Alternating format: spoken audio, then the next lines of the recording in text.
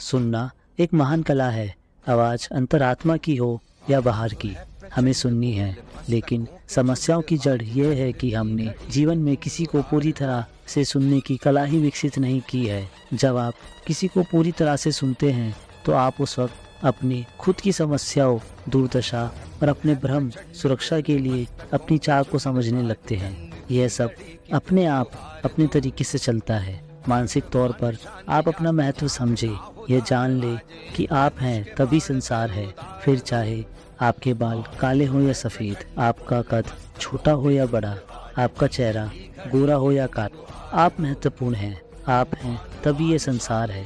संसार में हर मनुष्य का दुख से पाला पड़ता है। इन दुखों की सीमाएं तय नहीं, संघर्ष तो चलता रहता है। यही कारण है कि मनुष्य अपने भीतर ही नहीं बल्कि बाहर की दुनिया में भी अपने आप को डरा हुआ महसूस करता है। हम सिर्फ अपनी ही सुनते हैं और कहीं ना कहीं खुद को अकेला महसूस करते हैं।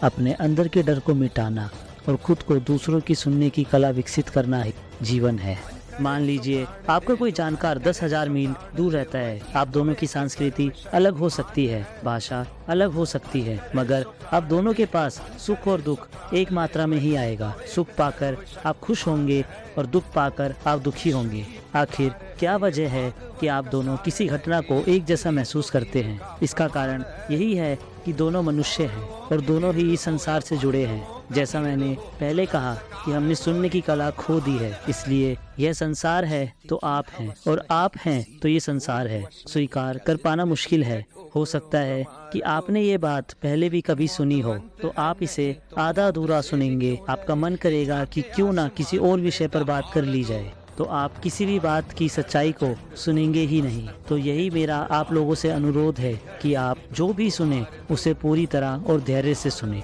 Thank you for watching this video guys. और ऐसा ही कुछ लेटेस्ट जानने के लिए हमारी वीडियो को लाइक और चैनल को सब्सक्राइब करें।